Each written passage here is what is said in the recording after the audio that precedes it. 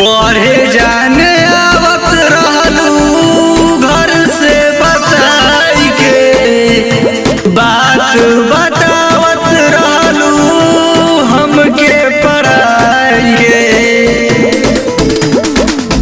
पढ़े जाने आवत रहलू घर से बताई के बात बतावत रहलू हमके पढ़ाई के। बोला हमरा से काहे नाता तोड़ गइलू हो जाके पियावा के लगे तू भूल गइलू हो जाके पियावा के लगे तू भूल गइलू हो जाके।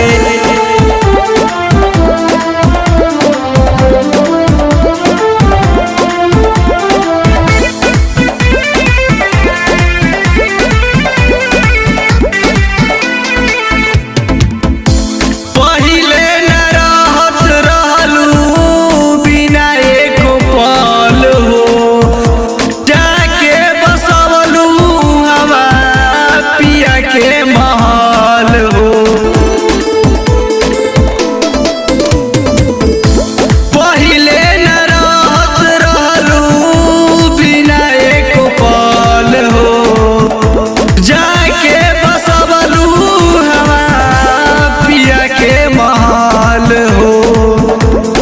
अब कवनो पूछी त नइखू साथ निभावत हो जाके पियावा के लगे तू भूल गइलू हो जाके पियावा के लगे तू भूल गइलू हो जाके पियावा के लगे तू भूल गइलू हो जाके।